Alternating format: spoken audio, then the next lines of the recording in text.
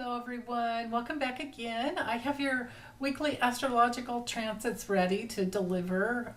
This one we're going from March 18th to the 24th. So, of course, it's the week before the full moon lunar eclipse, which happens on the 25th. And but first, this week we need to look at some other things because the lead up before is always really important. And so we have Mercury conjunct the North Node, joining up with the North Node and Chiron. And then when that happens, it's going to square the nodes. I'm sorry, not the nodes. It's going to square the moon. uh, and that'll be the moon in Cancer too. And then that Cancer moon also is in a configuration in a grand cross, no less. So that's a lot. And then also Tuesday we have the first day of spring. Yay! The spring equinox comes in, and there's so many other aspects. I'll just bring you over my table and we'll go through it one day at a time. So hold on, be right back. Okay, so I forgot to mention last week the Mercury coming closer and closer to the North Node, and you can see that by Monday. Of course, I'm doing this reading on Thursday, so we have plenty of time. So actually, if you look at last week's reading, and you see at the end of the week that I didn't speak about this, well, I'm talking about it now. So sorry about that. I just lost sight of it. But anyway, 15 degrees in Aries, so we are halfway through, the sign, and we're in we're in the second decan of the sign, which relates to learning lessons. So in Mercury, doubly, we could say learning lessons. And I think it has to do with lessons that you're learning from yourself as to how to best stay on your path, how to best become more independent, even though we're all interdependent on each other, but, autonomy. Autonomy is everything for Aries. And then, blazing your own path, walking your own path, being a little more assertive. You might be thinking outside the box, or thinking more straightforwardly. I'm sorry, not outside the box, but more straightforwardly. Then again, with Pluto in Aquarius, we're all really trying to get ourselves out of the box. But with Mercury in Aries, and again, there can be a bit of a challenge when it comes to speaking a little too forcefully, speaking impulsively. There's that old, I don't remember if it was Thich Nhat Hanh or some Rinpoche or rabbi, or not rabbi, one of those Indian guys that said, is it, when you're thinking about saying something, of course, with Mercury and Aries, there's no thought, it just comes out. The communication, the message just comes out. But anyway, the old saying was, is it kind? Is it necessary? Is it kind? Is it needed? Necessary? Something like that. And if not, don't say it. It's better to listen during those times. But in Aries, it can be those impulsive things that kind of, and you go, oh, I said that quiet part out loud, but then again, it wasn't even really quiet because it was, it wasn't thought out. It just comes through. And it can happen when it comes to an argument, and it could happen because it's coming from something related to the past, and you're trying to move forward, or the person you're talking to or listening to, you both are maybe trying to move forward in the direction that you want to go, but then you're remembering things from the past, and there's a call over here to say, go this way, let this go, don't worry about it. But that's what's on the table. Now, other issues that are on the table have to do with thinking, because notice this 3 degrees of, actually less than 3 degrees of separation between Chiron and Mercury. Or no, about 3 for Mercury, but the North Node right in the middle, one degree closer, brings in that element. Chiron will bring in that element of maybe being a little hesitant to move forward because there's fear about, existential fears sometimes. Old primordial existential fears can come up when we have Chiron in Aries. Because it's the deepest wounding is like, you don't get to be here, you don't get to exist, who are you? Like that kind of a thing. And the fact that you're here on the planet alive and breathing means you definitely deserve to be here. But those old fears can come up, especially when you're about to embark on something brand new. And that Mercury coming in there, bringing in the thinking element to it. My prayer for you is if you're thinking about doing something new that's really coming from the deeper core of who you are, that and that will set you on your path, that or get you more firmly footed on your path, walking further down your path, farther down your path, that would be. Then I definitely go for it. Try not to think about it too much. But the Aries energy here, it is definitely productive for that, because it is instinctual. All Aries energy is instinctual. And because Aries is ruled by Mars, of course, we could say Mars is ruling this entire, Mars is literally ruling this entire stellium. So it's, bringing in the element of, what will we fight for? Mars has everything to do with something that, we want so much, that we're so activated inside and we're so motivated that we'll do whatever we can to get it going. And then because, we've got the square, and we've got a grand cross going on here, like 2 T-squares, right? But let's focus over here first. Ceres, up here at 12 degrees Capricorn, is still squaring everything here. Except for Eris. It's out of range with Eris. But this is an approaching square, so the energy is stronger as it's approaching.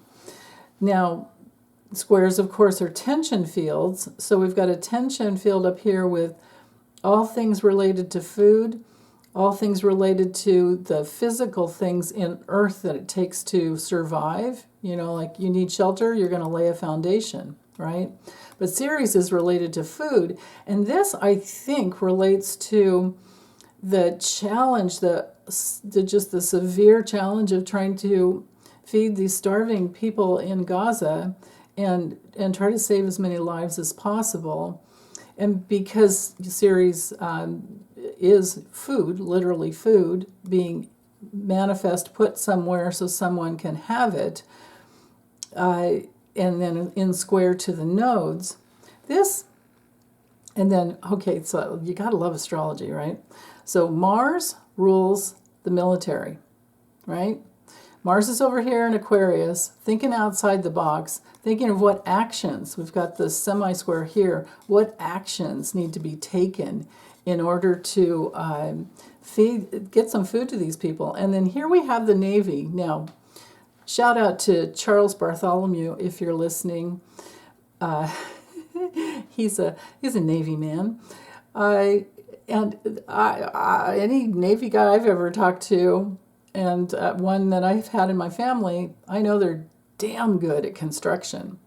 And so the Navy has decided to, or the government, U.S. government, decided to build a floating pier. And who did that? Well, the Navy. So the Navy brings in a ship full of food, creates a floating pier to get it onto the shore of the Gaza Strip, just completely diverting, getting Netanyahu and all of his bullshit out of the equation. And there's not a damn thing he can do about it, right? The challenge is getting the food from the pier to the people who are unable to, move, and they're literally starving to death. So it's still a big challenge, and that's why we have this T-square up here. Okay, so that relates to food. And then we have this other square down here. We've got a double, we've got the opposition. Okay, Ceres relates to food. Cancer, boy, do I know that. I love food. Relates. So this is food. We've got food here and food here. Feeding children here, the moon, caring about children. And then we could say that what we have here is the mom and the dad. Okay? Food and the caring. Caring with food. Care packages, literally, trying to get up on the shore to these people. So that's, on the bigger perspective, the global perspective. But for each of us, of course, I'm sure we all care. And what we're dealing with this Grand Cross. So the Grand Cross, we can look at it being a T-square over here, relating to these 2 points, or a T-square here, relating to these 2 points, or a square over here. So the series has definitely been in that T-square, so that's why I was talking so much about that. This T-square here is only formed because of the moon. Of course, the moon is there T-squaring the past. South node of the past. Relationships. How do we create a bridge to support life? Aries, ruled by Mars, is life. Okay? Literally. Like what planet rules the first chakra in the body? Mars. Okay? So there's that.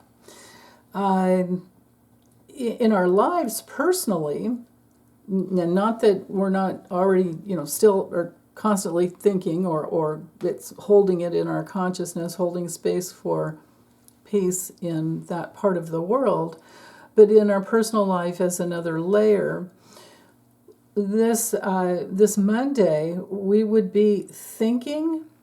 We've got look at all this cardinal energy, every single point in this Grand Cross. 2 crosses, 4 corners. We've got a foundational cardinal cross. So cardinal is that movement, energy that moves, and the energy that is wanting to move is caring. It's in the second, with the moon in 14 degrees of Cancer. We're in the second decan where we are learning lessons about what works and what doesn't. So basically, we really want security and safety, and we're sensitive and caring and nurturing, and we're empathetic and open and, usually open, but we're trying to control life so that we can be safe. It's all about security.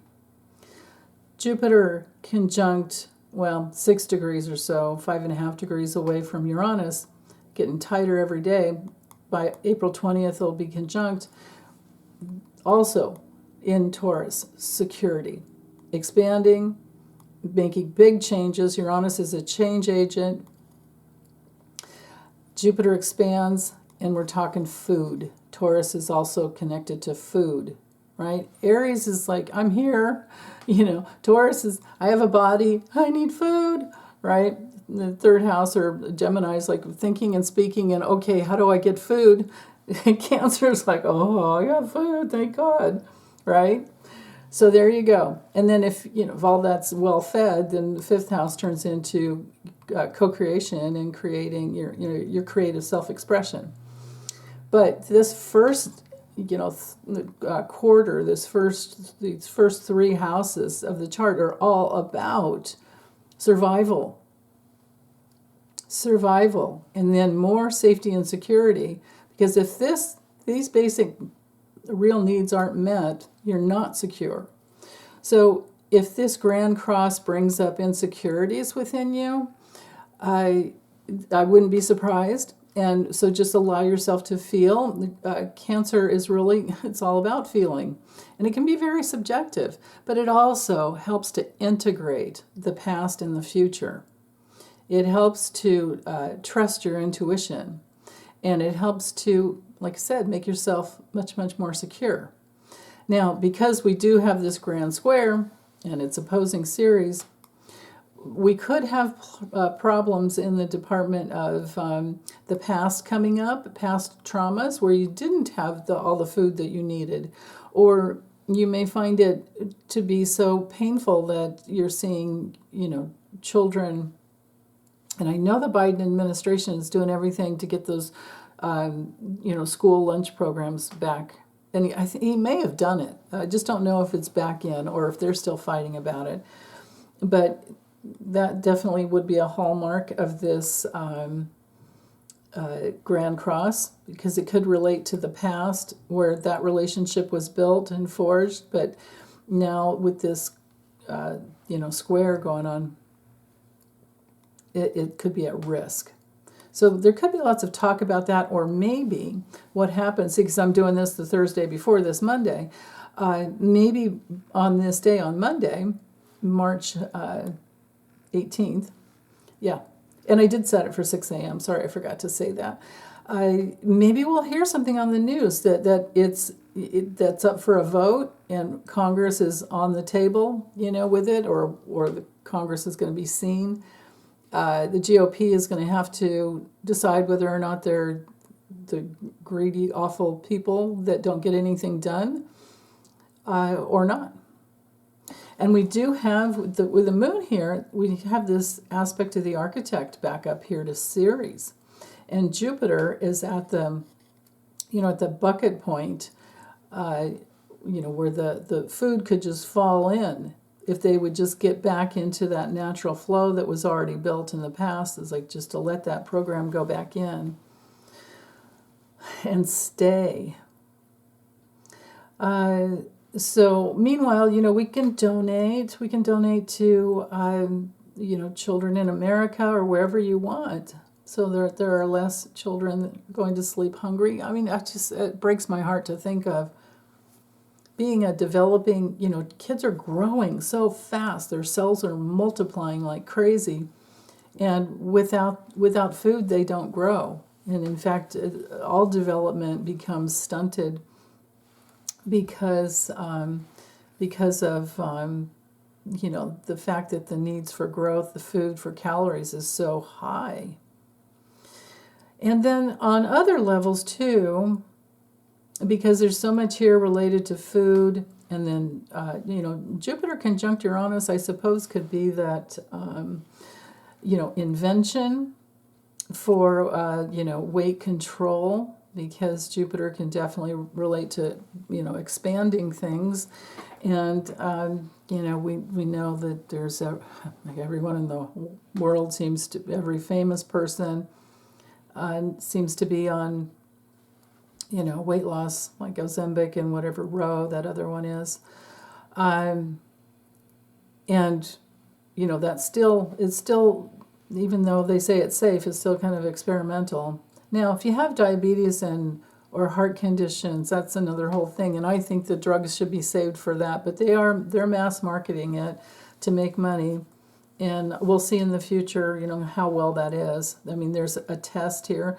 Squares are always about tests, right? And then other food-related issues would be the news bringing out the fact that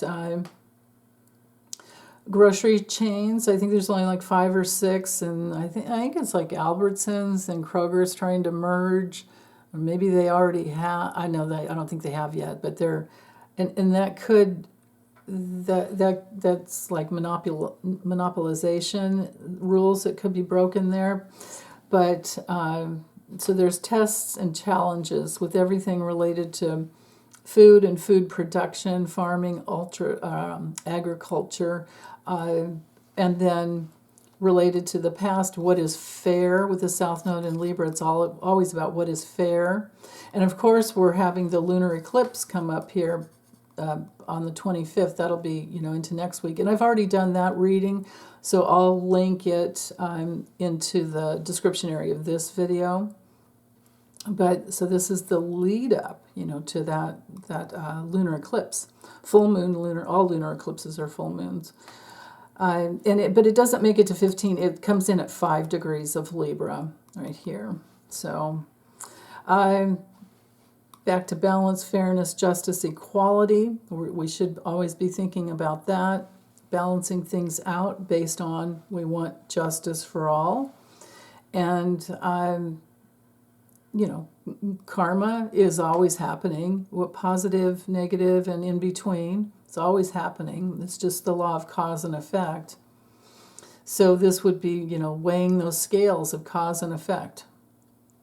And with all this Aries energy over here, Mercury ruling the news, we could have all types of, any news that relates to food, children, home, real estate.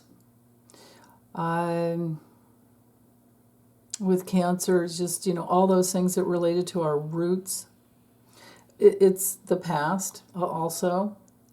Whereas Libra, with the South Node here, the South Node is a past, so there's a challenge between the past and then the new place you want to go, and you just have to be careful not to be too insecure and just try something out.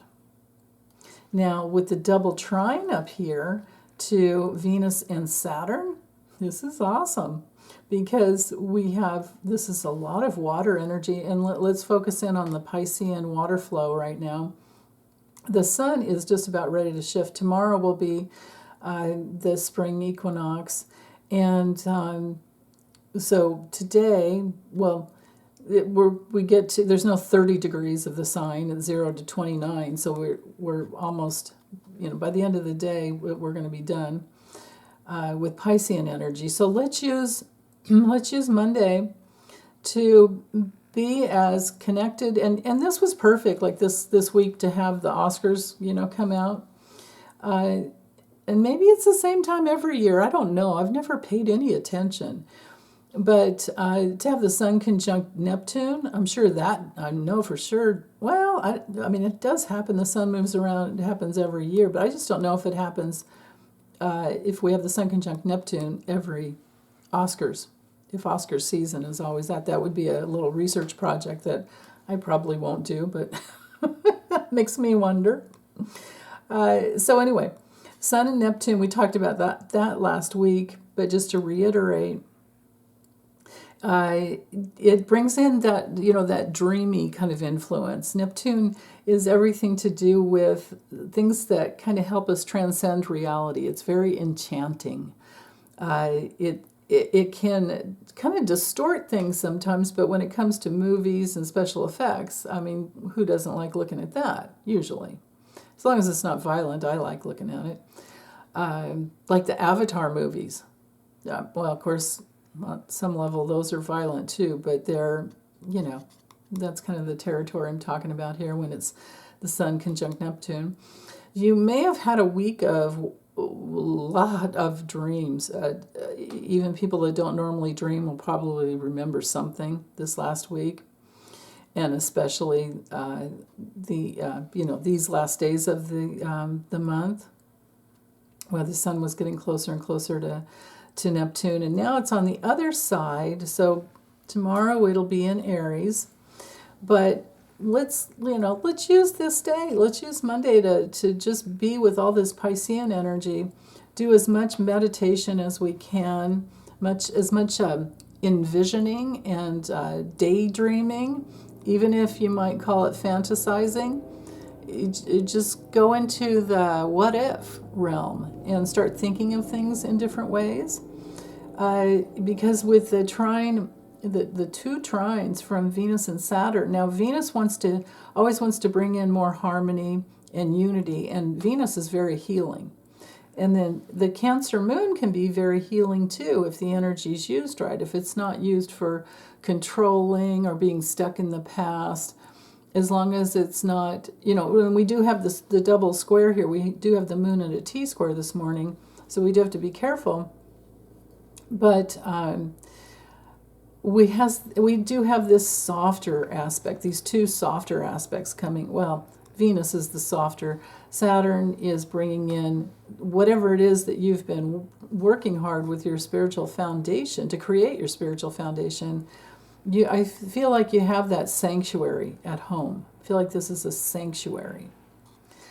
Now, or a sanctuary aspect, creating your sanctuary at home might be something that you really want today. And the moon, no matter what sign it's in, it's always going to help us to connect with what we really want and respond in ways that we can get what we want It's going to help us be much, much more intuitive so that we can respond to what we need to nurture, who we need to nurture.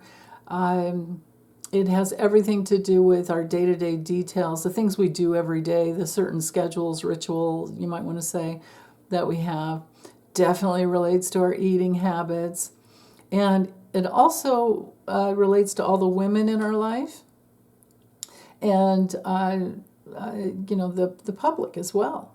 So with the trines up to Venus and Saturn, I'm wondering, and this Venusian trine is getting closer and closer to Saturn here, or conjunction is getting closer and closer. So, and this trine to the moon was happening even, so no matter what time you get up in the morning today, or for Monday, you're going to have Venus trining the moon. So it's probably one of those days where you wake up in a pretty dreamy, satisfied feeling, and that's wonderful. So soak that up while you can, right? Let that imprint upon you about how good life can be, because Venus relates to creating more harmony in your life, creating more beauty in your life. You might find yourself, spring cleaning and, getting your sanctuary in a perfect flow, so that things are flowing, so that when you like looking at at least one area of your living room, it looks the way you want to see it. Maybe another spot is still under a little bit of it's like that all over my house. I have my one area on my dining room table. Half of my dining room table is for all my astrology stuff, for working on people's charts and for preparing for, when I create these charts, right? And preparing for these videos. And then I have half of the island in my kitchen with another laptop on it that's kind of like a workhorse laptop for uploading videos. And and I'm constantly dragging things around back and forth between here, my office, and those other two spots in my house. So I love the spaces that are just clear, nice, clean wood. The top of this surface that's clean, things like that. And I have a little altar in my bedroom that I never put a bunch of stuff and leave it there. I just don't. I actually have two altars in my bedroom where I always keep clean and clear, or almost always. Almost always. No, I can't say always, but it never stays cluttered for too long. So things like that, these aspects here to the Cancer moon makes me think of things like that in the home. The Venusian quality in Pisces can be that really just loving to see harmony and beauty and how things flow. And I know some people are into feng shui, so that might be it. I tend to feel like a lot of parts of feng shui are a little too superstitious for me, so I just get things the way I like it, and let it go. Yeah, been much happier since. So things like that. Then we also have with Jupiter in Taurus here in this pretty much exact in conjunct to the South Node. Now the South Node in Libra also loves beauty because, of course, Taurus rules Jupiter and Libra. So we do have a lot of Venusian action going on. And when the eclipse happens and the moon gets up here in Libra, then it becomes in this configuration of a yod where Venus and Jupiter are connected. So this is the week leading up to that. So that's why I wanted to say let's use this last day of Piscean energy to support this whole process of spiritualizing many, many, many opportunities in our lives, to bring in more spiritual essence, the more spiritual, your higher self. Let's bring your higher self, literally bringing in more of your spirit with every breath, into your body. That would use the Jupiter and Uranus and Taurus energy, and all this Piscean energy can help you get into that flow. And we don't have any challenging aspects. I mean, we do have this little semi-square, but that's, I think, there just to show us, because the sun will always put a spotlight on something.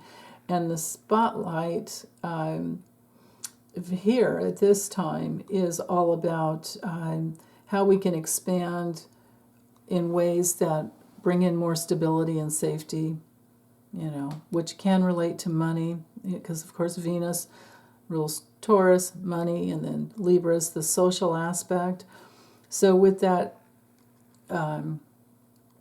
semi-square here connecting to Jupiter, and then Jupiter connecting back to the South Node, we are bringing those relationships, and there could be an adjustment as to who comes with you and who doesn't, but it's all about adjusting to those social, could be social media platforms. I mean, we do have the TikTok issue coming up in the in Congress. Seems to be a bipartisan thing, and so we've got that, as well as, you know, are we safe, right? Are we safe with our relationships from the past, our data? You know, it's like data mining, basically, is what they're trying to nail the owners of TikTok with.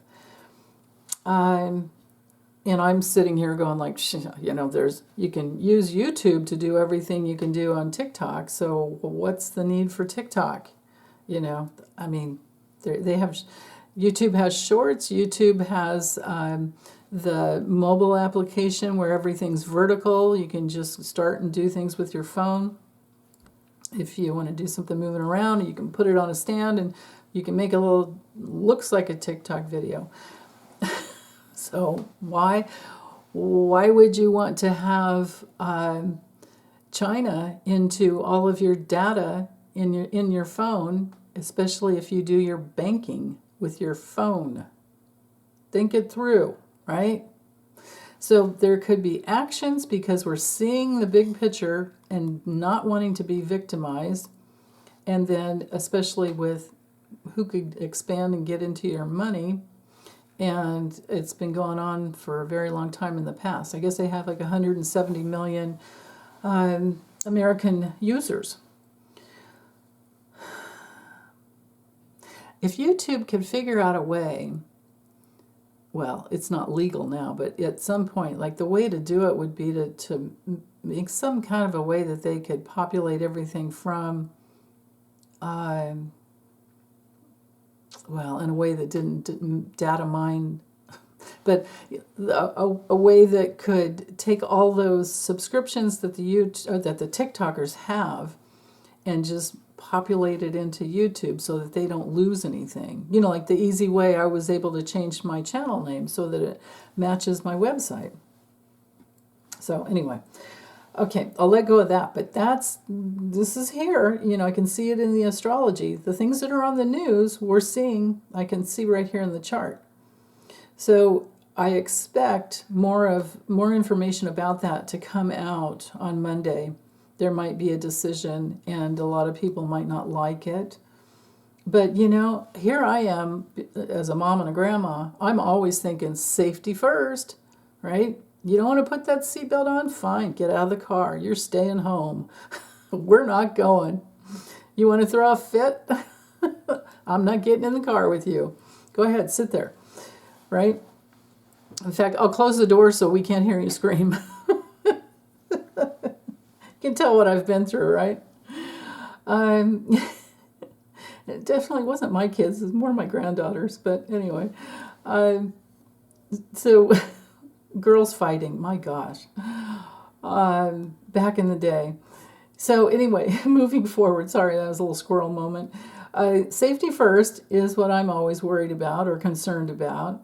And, you know, you can see that aspect up here, and other people might start thinking that way because we have safety first, security here, right here too, with the moon in Cancer, and then also with Jupiter and Uranus in Taurus. And and then with the trine up to Ceres has everything to do with food, but then also women's rights, everything to do with the reproductive, the feminine reproductive system. And so something else could come out in the news about that, about some challenge to these draconian laws that have come in from Scrotus. Yeah. So, because right here with the North Node conjunct Chiron, it's like, and it's moving further away because the nodes go backwards. But for now, it's still in a tight enough orb. But Chiron's moving towards Eris, and Eris is over here saying, no way, this is my body, mine. It's not, my body is not a ward of the state or the government. And they are wanting that to be that way, like these Handmaid's Tale type of a situation. So, the heck with that. Ceres with the semi-square to Mars speaks to that. Mars ruling the life force and sexuality. And in Aquarius, everyone knows that they're also coming after contraception. That would relate to Cancer. They're also coming after LGBTQ rights, right? And women are dying. That's the other thing. Women are dying because they can't get the emergency care that they need. They literally have to be bleeding out in the parking lot before the emergency room can take them in without being sued. If they're hemorrhaging and they need a DNC or an abortion so that they can stop hemorrhaging. So there you are. There's all of that politically. Personally, myself, I really like focusing in on the sextile here between Saturn and Ceres. Ceres can have to do with grief and separation, and with the sextile here to Saturn, this can be an opportunity to separate from anyone who's been victimizing you, putting you in a position where you're having to rescue them because they're they're just not wanting to take responsibility. But the opportunity with this other, see, can you notice that? So we have this one, or there is one aspect of the architect here that I spoke about already, but there's also another one from Ceres over to Saturn and then back down to the moon. So this morning there's an opportunity to build something that is solid, Saturn, solid, and based in spiritual law, that has to do with how you can take care, if you're a woman, take care of your own reproductive system, your own reproductive rights.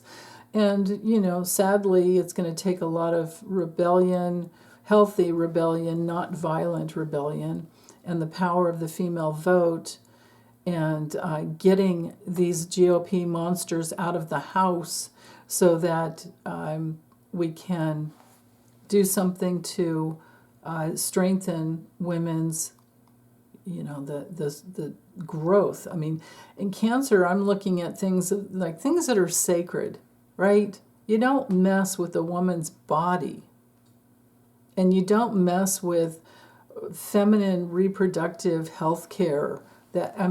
These guys in government don't know anything about it, and they don't know what they started. They didn't realize what they started. And then with the whole IVF, there's that mixed in here.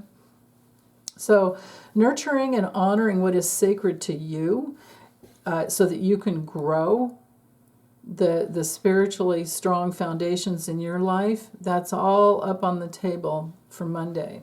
So now let's look at Tuesday. First day of spring. It's coming in at 8:07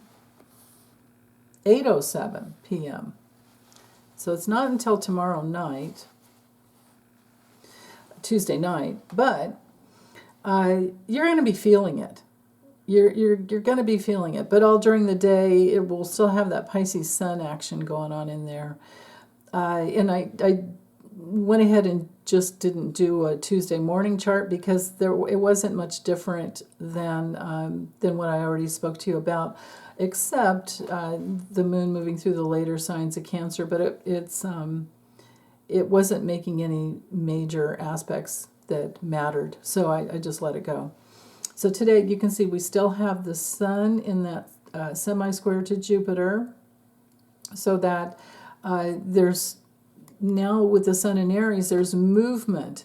Now, but it doesn't come in until late in the evening.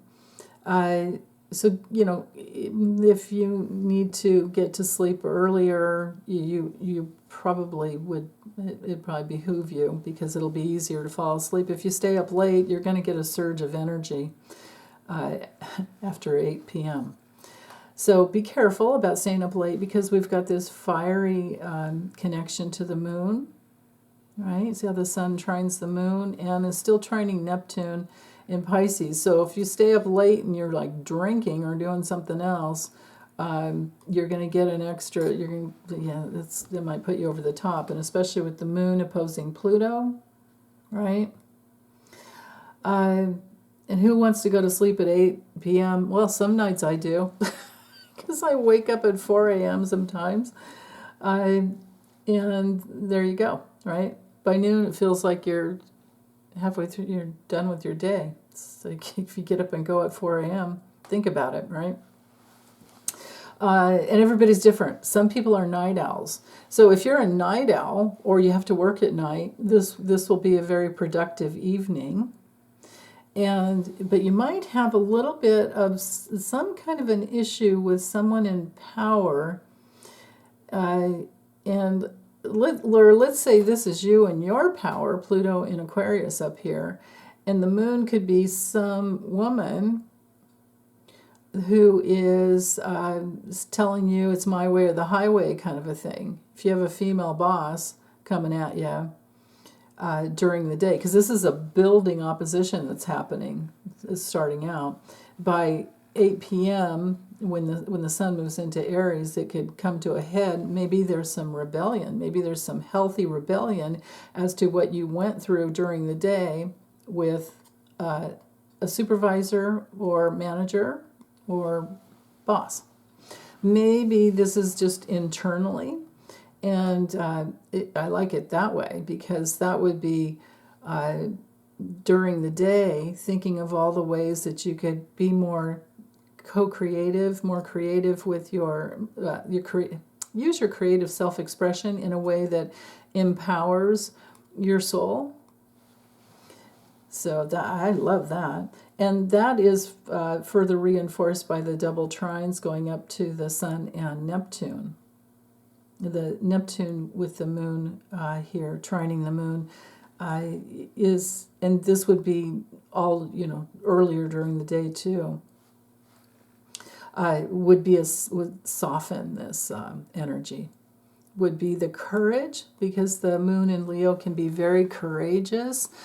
Leo is really, really good for expression, self-expression, and shining the light to bring in opportunities. Remember, Leo is ruled by the sun, and with the sun, of course, in Aries, there's a lot of fiery, movement-oriented energy here. But yeah, now Leo, the Leo's sun, or I'm sorry, the Leo moon would be much more sensitive, I would think, to children, and much more willing to listen and be with somebody who is speaking up or shining their light in any way. Can be a very entertaining aspect here, especially with Neptune combined. This could be an awesome evening for watching a really good movie. But then it might be so stimulating that it's harder to fall asleep.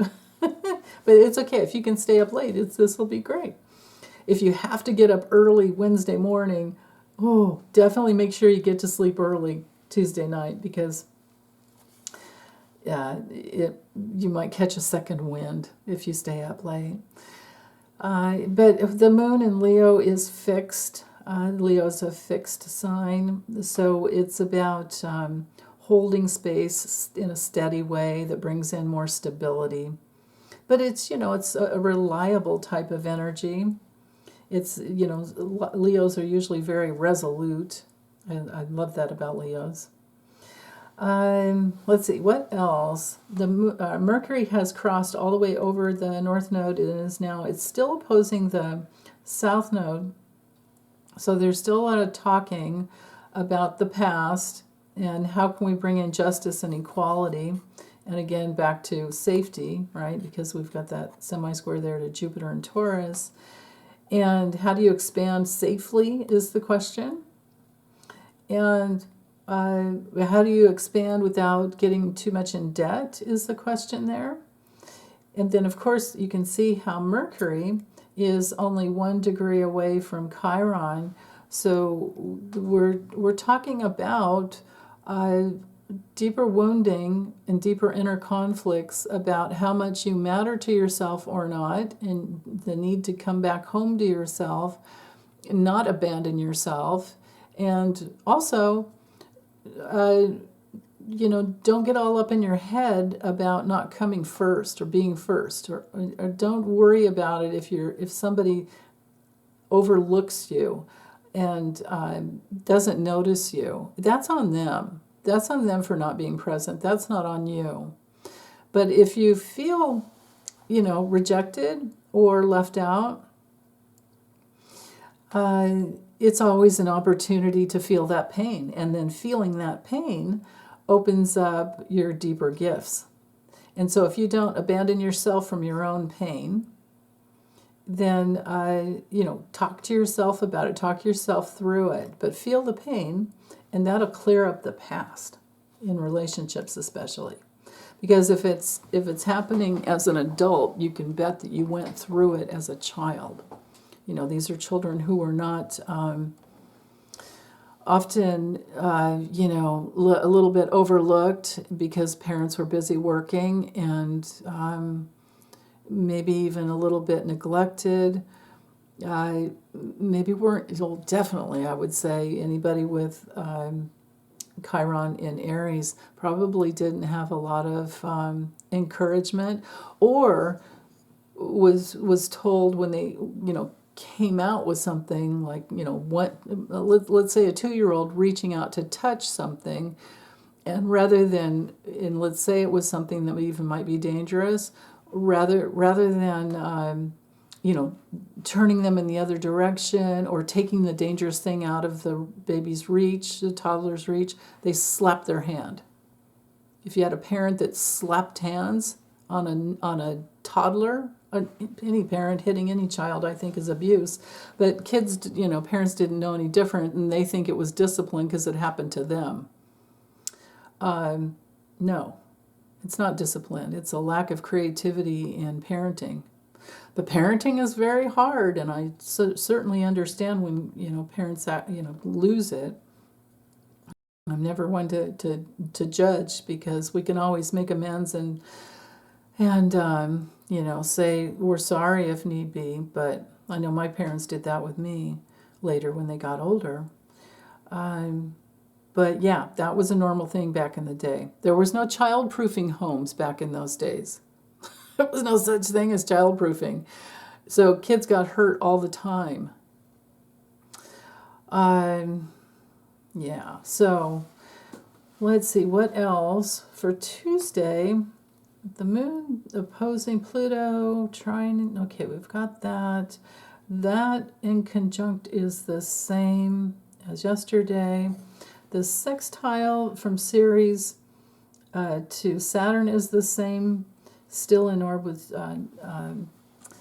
Venus. Let's go ahead and move forward because, there's nothing new there that I didn't already talk about. Wednesday, the moon is still in Leo. Now, we're only, 10 hours away from the last chart, so the moon hasn't moved much. But it is still in a trine to, well, no, it's off of the trine of the sun, but now it's trining the north node. So the Leo moon is over here. It's still in that first decan, right? We're still developing some strong foundation, or trying to develop a foundation of something maybe that makes your heart sing, maybe that literally helps you sing. And maybe it's your path in life to use your voice more. With Mercury, now you can see how Mercury is really, really tight there to Chiron. So it is about thinking about and talking about deeper wounding and your deeper inner gifts coming up. And the North Node up here. So we've got an applying trine. So the energy is getting stronger and stronger and stronger every hour that goes by until we have an exact trine, and until the moon is at 15 degrees of Leo. We're in this building trine, and then it'll be waning. So, but all day, that means that all day long, we have this wonderful flow of energy to get us on our path and, have more creative self-expression. So what are you trying to create? And how can you talk about it with others and get it going? Now, there's an inconjunct up here to Venus. So there could be an adjustment to how you're expressing yourself because of a nice, wonderful, sweet friend who sees the bigger picture and sees you. Maybe you have a conversation with somebody, and it could be a mom, grandma, or friend, family, friend, or it could just or family loved one, or a very, very close friend. Usually a woman when it's the moon. But it doesn't have to be a woman. It could be a man very in touch with his divine feminine that holds space. Because when we're listening to others, we're in our divine feminine. We're receiving. That's what the divine feminine's about. When we're talking and giving, we're more in our expressing. We're more in our divine masculine. So there's an adjustment up here because we've got the divine feminine at both ends. Although Leo is, I think, more of a, usually, masculine side. It's because it's very giving. It's very out. It pushes, the energy is coming. It's not pushy, but the energy is coming out. It's expressive. And Pisces over here is usually very, very receptive. Venus is very receptive. So there's a nice blend here, and I like it, even though it's an inconjunct needing an adjustment, but I think it's a good adjustment because who doesn't love those times when somebody really, really sees you and then they're like, oh, you could also do this. Not that what you said isn't just more than enough, but then I also saw this other opportunity. That brings in the Venusian quality, and because Venus is conjunct Saturn, and these could all be conversations with yourself, right? But this Venusian quality combined with Saturnian energy, we're talking foundations built in feminine love, built in harmony, built upon your self-worth and pleasure. What brings more pleasure to you in your life? What do you value most? Those are all Venusian qualities. And then Saturn's here saying, okay, let's test it out. And if if it works, then it works. If it doesn't, we've got other options over here, right? Adjustments can always be made. And yeah. Okay, what else? We've got Pluto in a sextile to the sun. Notice how Pluto's at 1 degree. And so today and tomorrow we have this sextile. Well, actually, even after, while it's waning, but so opportunities to liberate yourself. So Aquarius is ruled by Uranus, and when I think of Aquarius, I always just think of innovation. Uranus is the change agent, so we've got change in the soul of every person on the planet coming through to open up. The opportunity with Pluto in Aquarius is to listen to your intuition, to invent new ways to be a good sister and brother of humanity, ways to be in fellowship, ways to be more free and loving other people, to let them be free. Think and more, be more, I don't know, friendly, thinking about the future in ways that everyone can be free. Aquarius is also related to genius. So what is the genius in your soul? Everyone has their genius. What is your genius? With the sextile over to the sun, there could be a light, because the sun will always bring in the light, shine a light, and with Aries, something very new that can be, a technological advancement. I think Mr. Musk shooting off another rocket. Not that I think that matters right now, but I don't know. I just wonder, how many satellites and how much space junk do we need? But maybe he'll be the one that invents a way to take care of the space junk too. Who knows? We never know. There's, within every soul on the planet, there is the good and the bad and the in-between. I never know how they're going to express it. So, but anyway, we have opportunities for thinking outside the box. We could be a little cranky because, the sun in Aries is here, especially if we stayed up too late and you had to get up early, like I was saying. There could be some cranky kind of energy, but then you can just detach from it as well and just go, oh, yeah, okay, well, it sure was nice staying up late last night. Whatever happened. But we have, opportunities to progress here. We've got a progressive type of energy going on this morning and all throughout the day. Let's see, what else? With Ceres sextiling Saturn, we still have that going on. Well, actually, Venus and Saturn. So those opportunities for, again, we still have that square. Ceres is still up there squaring the nodes. It'll be happening for quite some time.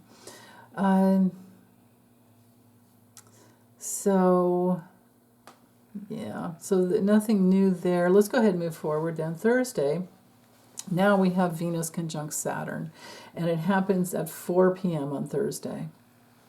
And you can see that it took, so much time to get to this third decan of the Leo moon. So now there's blossoming. This is like the flower bud was, way back in the early signs or early degrees of the sign, the bud was developing the strength to open up and blossom.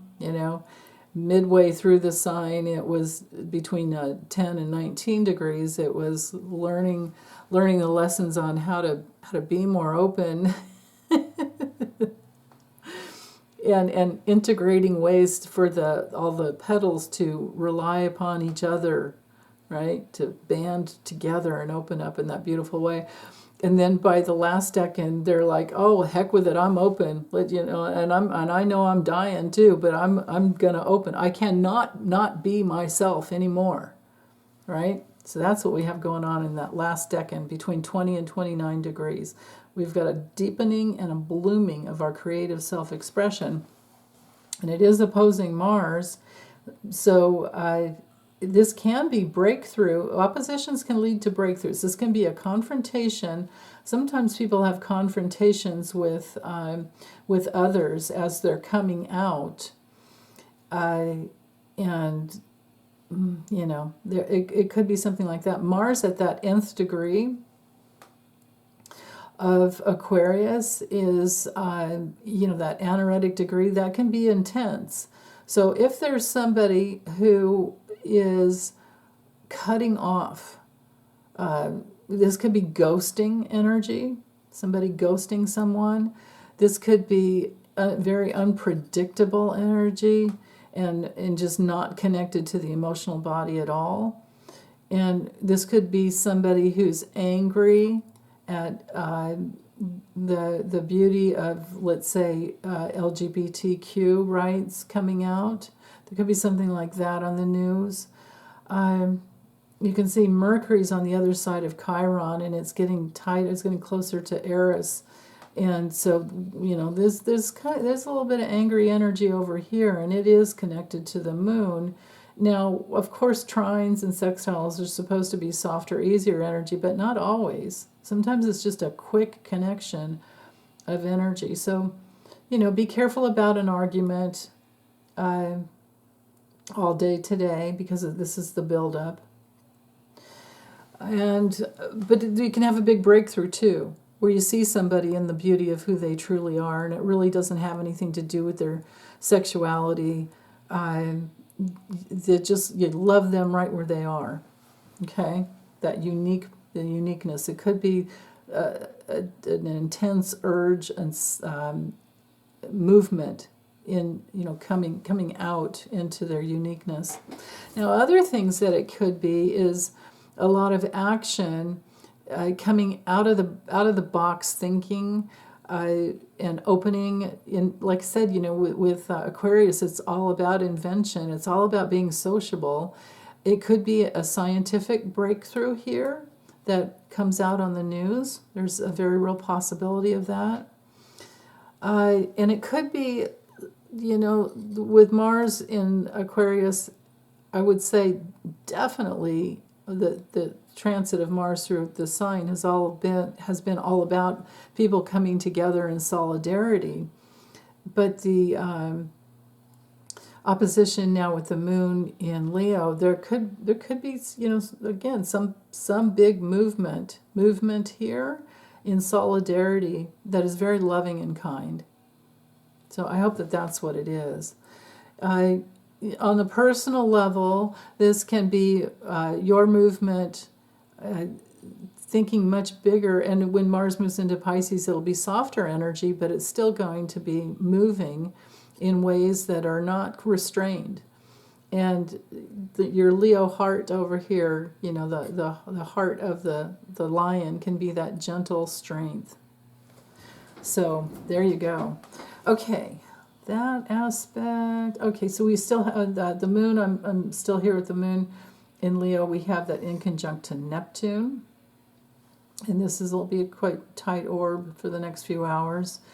And so this is building up all day, but by the afternoon of 4 p.m., we have some adjustments in our creative self-expression because of probably some new insight or some new level of compassion, some connection to source energy that gave you more information, and you thought of some bigger possibilities, or meditation in the heart space, going into your love, grounding into your heart. That's the thing. When it comes to your spiritual evolution, it's all about opening the heart. It's all about loving. And at first you might go through that stage where it's like you have the rose-colored glasses, and it is really, the love is always there. That's the thing. It's just hard to find sometimes on this dualistic planet, but it's always there. So if you can get into that place where it is all love, even the painful lessons are still a lesson full of love, because it helps you come back home to yourself in a new way. It makes it a little easier to understand. So let's see. 12, 15, yeah, Saturn, right. So here we are with this Saturn-Venus conjunction. We've got now, see, why do we not have two lines? We should have two lines here. That pisses me off when the program doesn't work right. I guess when there's, when Venus is at 15 degrees, then we'll have two lines over here to Jupiter. But for me right now, I'm seeing a double sextile to Jupiter. Venus and Saturn together, building a foundation full of harmony and love and healing, and then creating more opportunities for safety, security, and stability. And you know, it's all good for the body. Man, this would be a good day for a massage if you can get one. Massage or energy healing or manicure, pedicure kind of a thing, or foot reflexology. Anything to do with the body. This would be a wonderful day for any type of healing. Beautiful. Okay, let's see.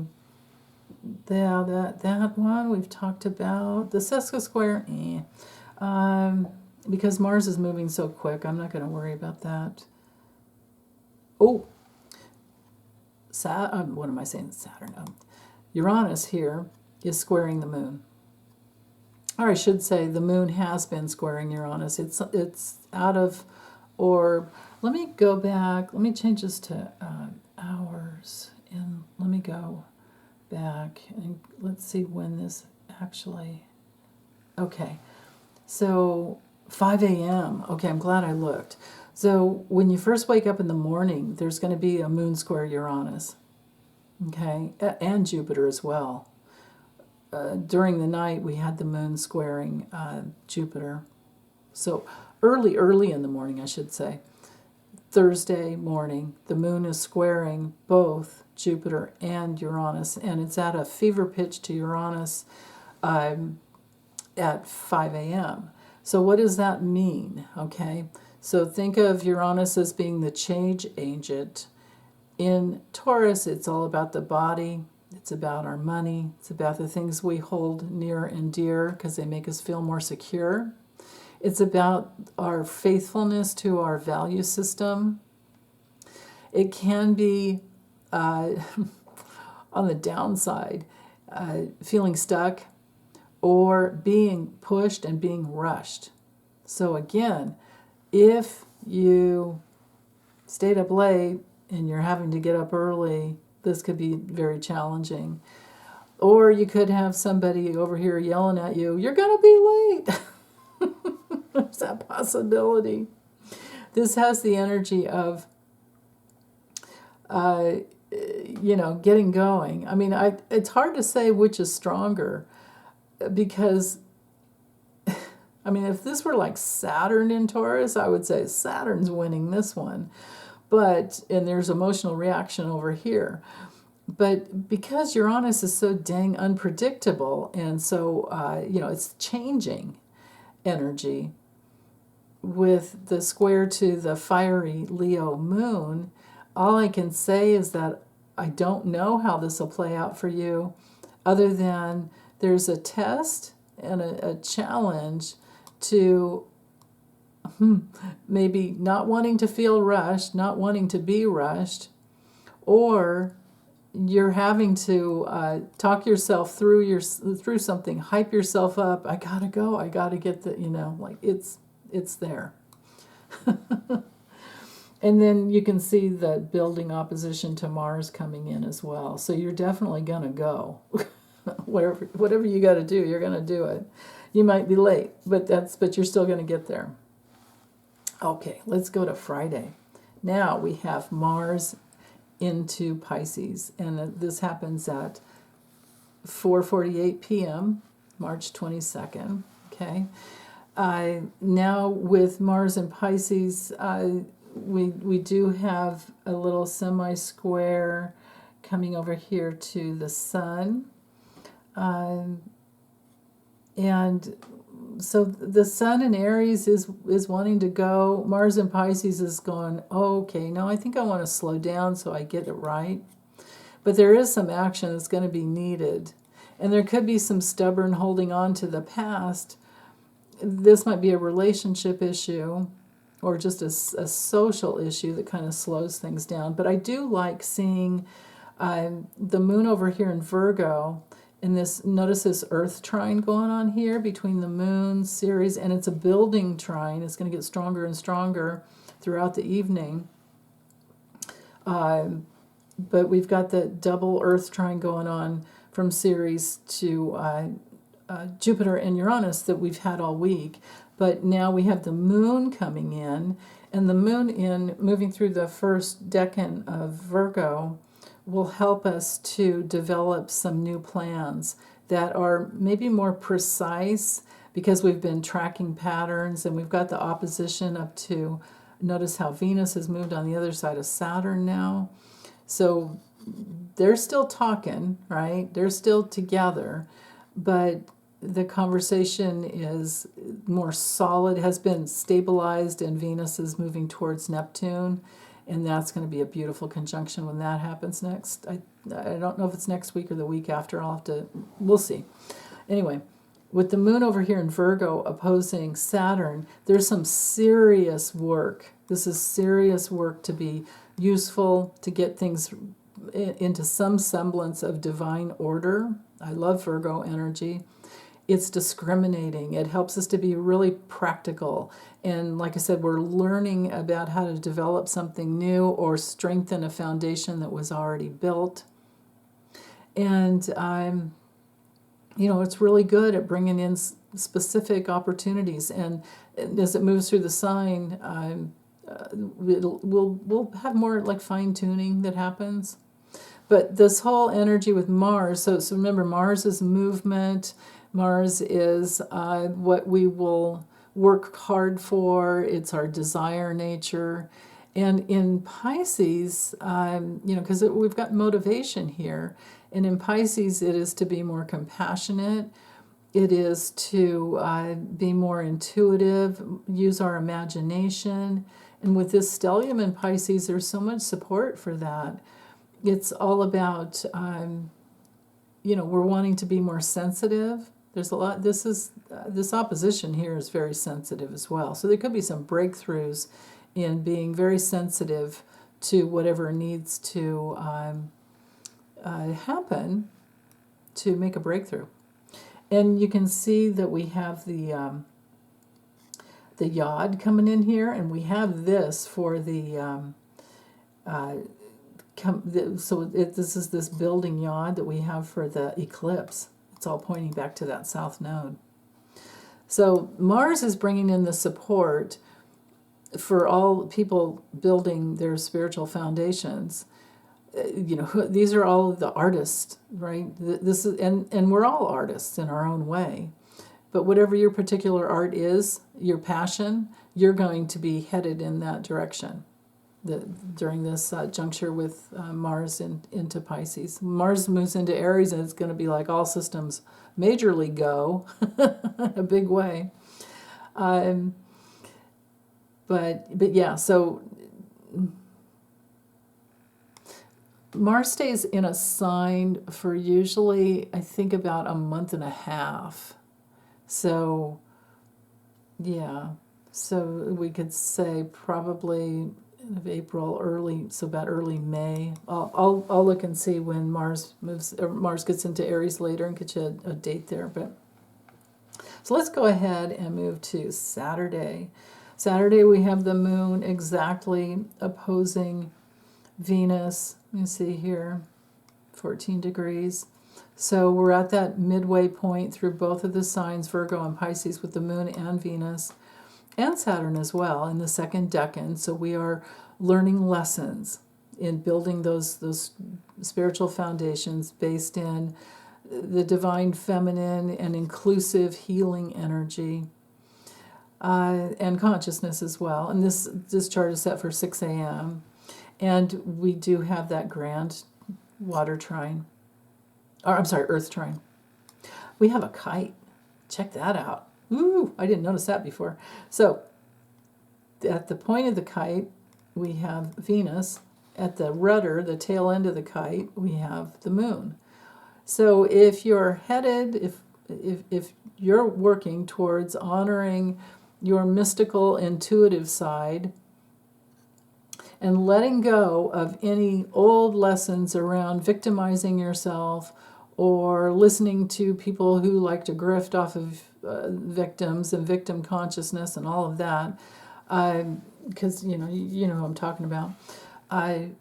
This is really good. The points over here from Venus and Saturn are the same that were I was talking about before with I love this, with Jupiter and Uranus, because this, and the reason I'm giggling about it is because this is really opening here, and the point of the kite is moving with open energy to openness in your life. One edge of the kite is over here in very stable territory in Taurus, and then stable territory over here in Capricorn.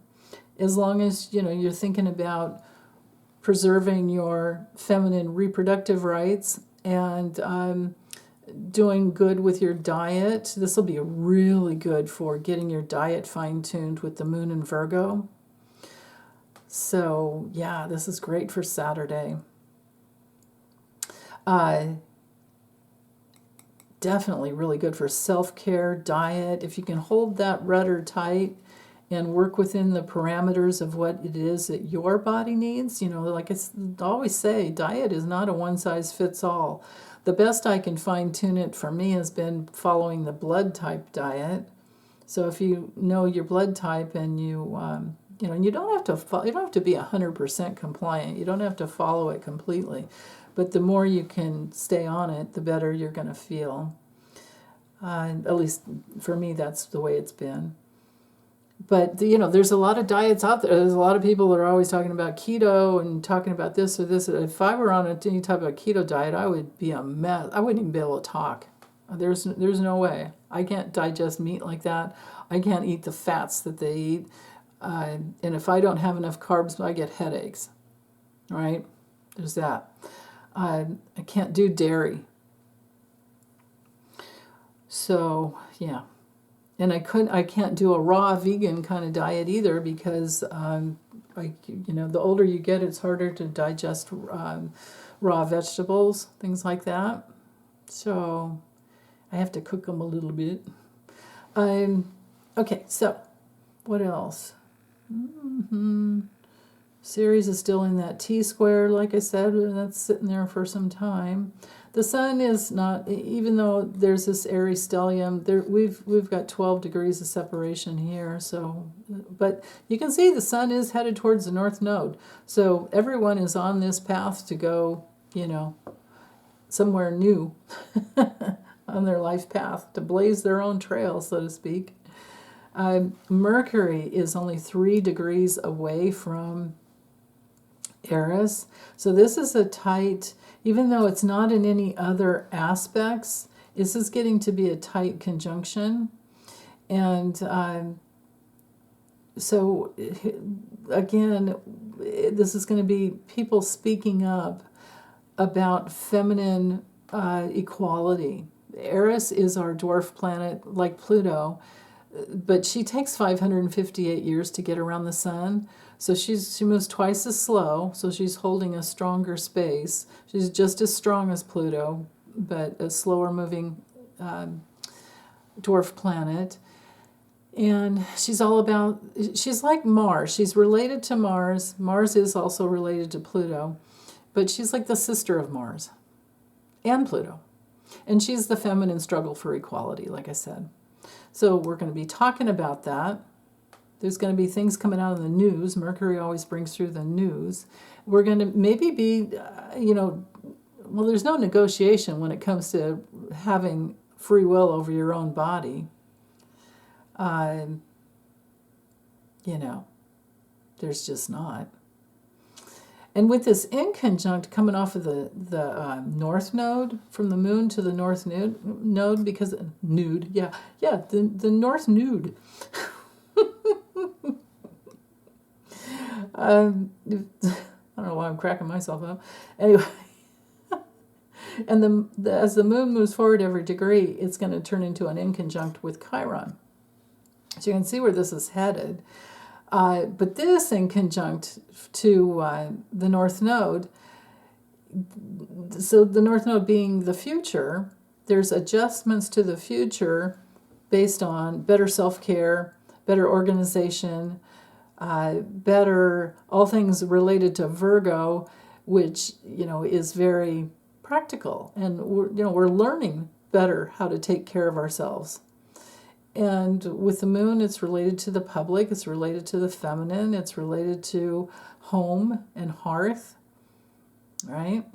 So, like I said, diet. Oh, Virgo also rules small animals. So this could have everything to do with better ways to take care of your pets so that they can be more active, run around, be more fun and free and have fun, right? And then to Chiron here, you can have possibly have some gifts come out because you make some new discoveries once it gets beyond that 18 degree. Like once the moon gets to 19, hold on, let me see when that'll be. Yeah. So see the double in conjunct going on here between the North Node and Chiron and the moon. What we have going on here now is double the adjustment that needs to be made, but and it's at 4 p.m. So it takes until 4 p.m. to get here. So by the end of the day, or end of the afternoon for sure, we know better how to move forward, and maybe another adjustment comes in because of that connection to Chiron. And maybe even this day is a lot about, maybe it's a quiet, inner reflective day because it is Virgo. And maybe it's a day for many of you for working through your deepest wounding. And by the end of the day, you're in touch with your gifts.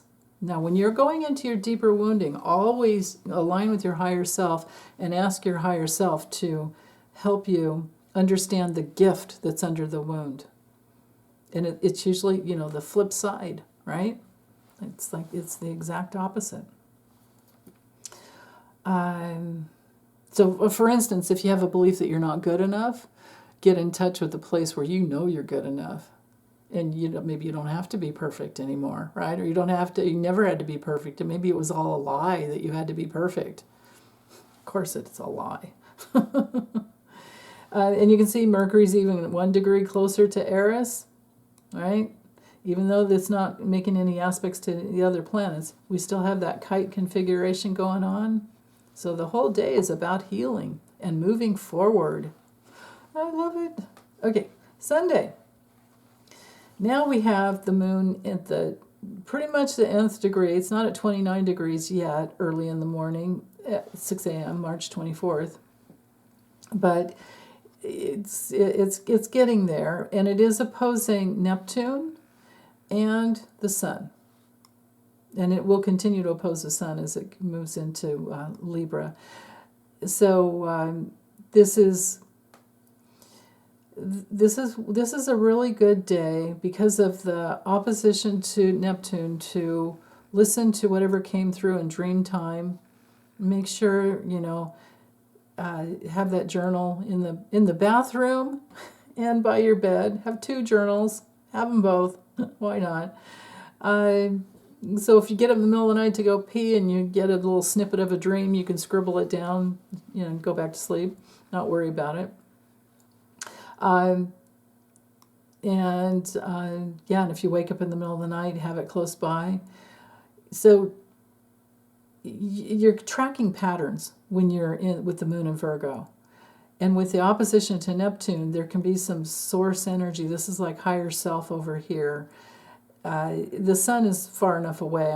Don't read into this energy here with this. Ignore this, but just notice this energy here. So the Neptune source energy, dream time, higher self, and the reflection of the moon. That can be really beautiful. There's not a lot of difference between Neptune and the moon. It's all very effusive, diffuse, I guess is a better way. It can dissolve something that needs to dissolve, like an old false belief about needing to be perfect, or something that's too judgmental of yourself. And with Neptune, it's also that energy that it makes for more sensitivity. The Virgo Pisces polarity is already super sensitive.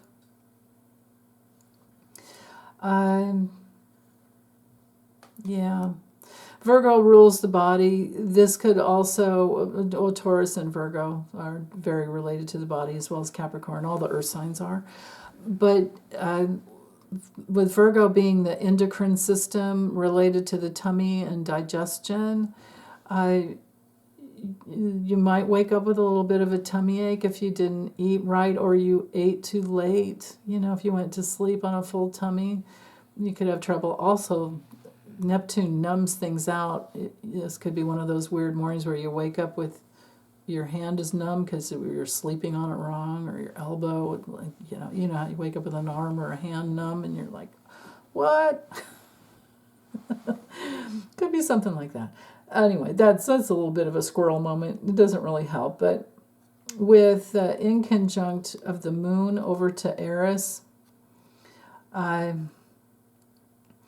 there's some courageous energy coming through that could really help you fine-tune something in your life. Like I said, with the third decan of any sign, it's about deepening and blossoming. So this could be a very natural unfolding of your sensitive, emotional body that can be really beautiful to help you make some courageous decisions to move ahead in courageous ways. I love that. And you can see in the backdrop here that Yod, that finger of God that's coming from Jupiter, Venus, and the South Node. So I'm going to go into that really deeply with or I have gone into it really deeply with the lunar eclipse video. So like I said, I'll link it below this one. But let me double check before I go on, because I think I've covered everything. It's just aspects to the moon. The moon with the trine to Pluto up here, every hour that moves forward, it's getting more and more strongly connected. So, yeah, let's go ahead. Let me move forward and get you at least to Libra.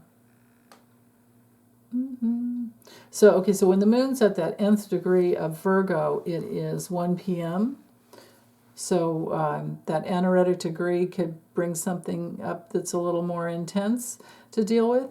This is definitely a day, if you get nothing else out of what I've said about this day, please get this. So let go of needing to be perfect. Okay? Let go of self-judgment. Drop into forgiveness with all this Piscean energy here. Okay, let me keep going. There we are. So the moon at 0 degrees Libra is around 2 p.m. And we've got this beautiful trine to Pluto. So the stage is set for the lunar eclipse. Now, lunar eclipses are more internal, and I won't say anything more about that because I go into it in the other video. And I take you through the houses as well and the aspects to personal planets.